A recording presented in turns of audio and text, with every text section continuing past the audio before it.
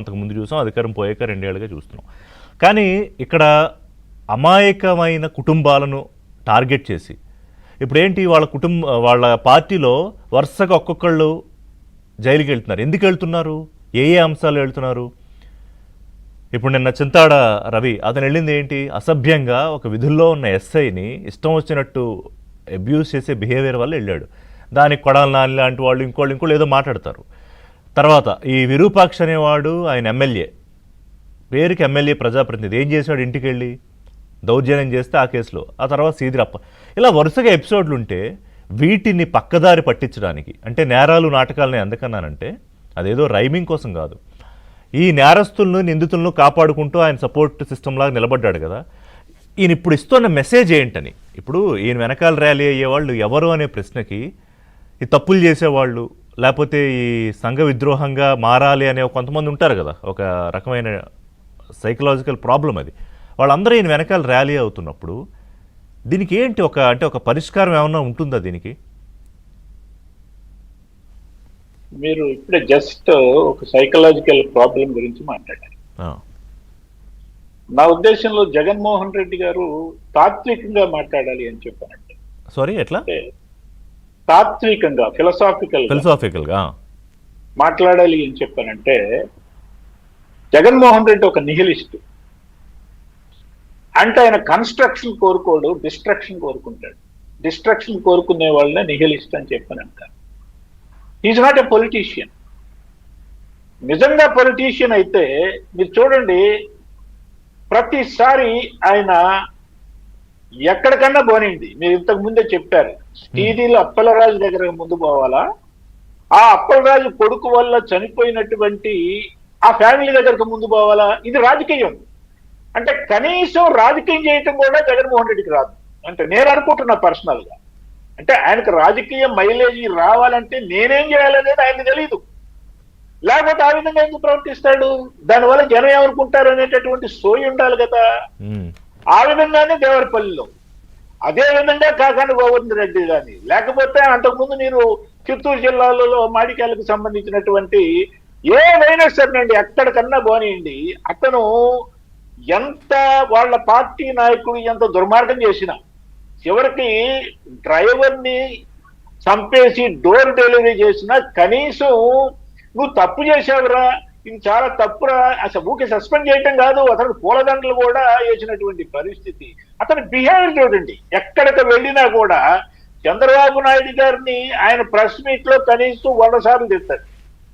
అంటే రామకృష్ణ గారు, ఇప్పుడు మనకి ఒక నానుడు ఉంది కదా, పేగులు మెళ్ళో వేసుకుని తిరుగుతారా అని, కానీ జగన్మోహన్ రెడ్డి మెళ్ళో వేసుకుని ఎందుకు తిరుగుతున్నాడు? అదే నేను అనేది అతని యొక్క మానసిక స్థితి ఆరోగ్యంగా లేదండి. ఇది బేసిక్ గా మీరు గుర్తుపెట్టుకోండి. ఆయన మానసిక స్థితి, నేను ఒక సైకలాజికల్ పాఠాలు చెప్పినటువంటి వాడిగా, నేను అబ్జర్వ్ చేసినటువంటి వాడిగా చెప్తున్నాను. మానసికంగా హెల్దీగా ఉండేవారు ఎవరు కూడా ఆ విధంగా ప్రవర్తించరండి. ప్రెస్ మీట్ లో కానీ మామూలుగా కూడా ఆ విధంగా ప్రవర్తించరండి. ఇవాళ చూడండి మీరు, ఆయన పోలవరం వద్దు, అమరావతి వద్దు, లేకపోతే భోగాపురం వద్దు, డిఎస్సి వద్దు, పెట్టుబడులు వద్దు, మెడికల్ కాలేజీలు లేకపోతే ఏది వద్దు, లేకపోతే జగన్మోహన్ రెడ్డి లోకేష్ గారు పెట్టుబడులు తీసుకొస్తే ఆయన తీసుకురాలేదు, ఆయన గూగుల్ సెంటర్ ఆయన తీసుకురాలేదు, నేనే తీసుకొచ్చా, మిట్టల్ స్టీల్ ప్లాంట్ నేనే తీసుకొచ్చా. ఈ విధంగా క్రెడిట్ చోరీ చేసేటటువంటి జబ్బు కూడా ఆయనకుంది. దానికి సిసిడి అనేటటువంటి పేరు కూడా పెట్టడం జరిగింది.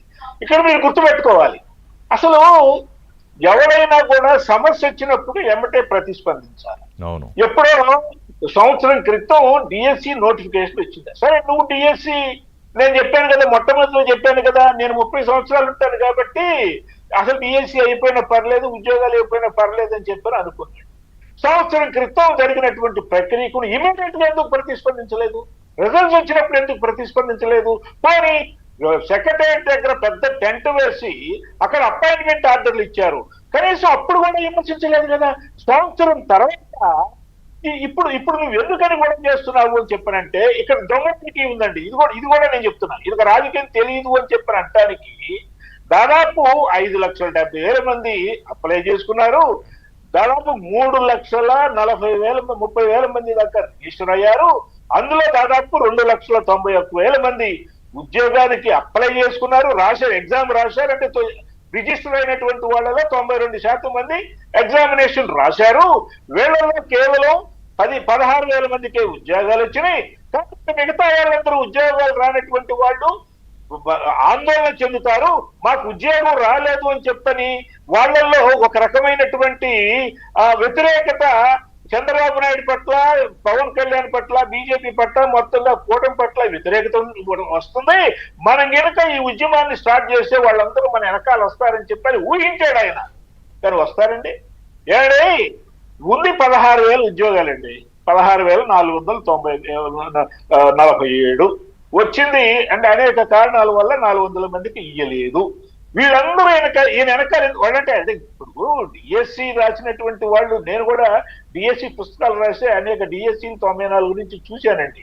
డిఎస్సి రానటువంటి వాడికి ఆడికి తెలుసు నేను సరిగ్గా ఎగ్జామినేషన్ రాశానా, నేను రాయలేదా అనేటటువంటి విషయం వాడికి తెలుస్తుంది. నీకు తెలియదు కదా, నీకు తెలియదు, వాడికి తెలుస్తుంది. అందుకని ఇవాళ జన్ అని చెప్పని అంటున్నారు, జన్ జీ అని చెప్పని అంటున్నారు.